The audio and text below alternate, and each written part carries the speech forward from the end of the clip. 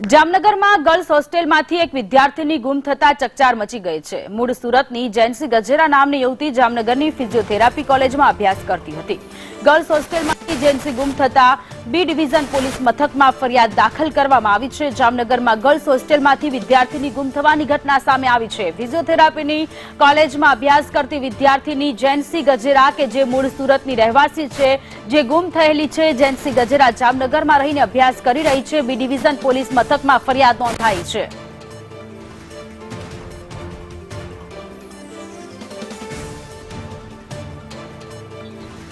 તો જામનગરની ફિઝિયોથેરાપી કોલેજમાં અભ્યાસ કરતી અને મૂળ સુરતની જેન્સી ગજેરા કે જે યુવતી ગુમ થઈ ગયેલી છે, ગર્લ્સ હોસ્ટેલમાં રહેતી હતી। જામનગર બી ડિવિઝન પોલીસ મથકમાં આ અંગે ફરિયાદ દાખલ કરવામાં આવી છે।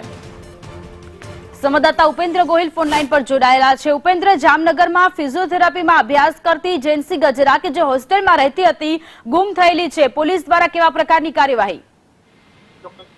જામનગરમાં આવેલી ફિઝિયોથેરાપી કોલેજ તથા છાત્રાઓ માટે જે હોસ્ટેલ આવેલી છે, ત્યાં એક જે યુવતી છે જેન્સી રજનીશભાઈ ગજેરા અને તે મૂળ સુરતની વતની હોવાનું જાણવા મળ્યું છે, તે એકાએક ગુમ થઈ છે।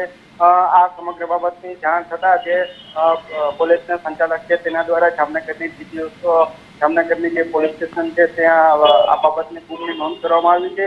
હાલ તો પરિવાર દ્વારા અને પોલીસ દ્વારા આ સમગ્ર મામલે કેવી રીતે ગુમ થઈ છે તે બાબતની તપાસ શરૂ કરવામાં આવી છે। જી ઉપેન્દ્ર, આભાર તમામ વિગતો માટે।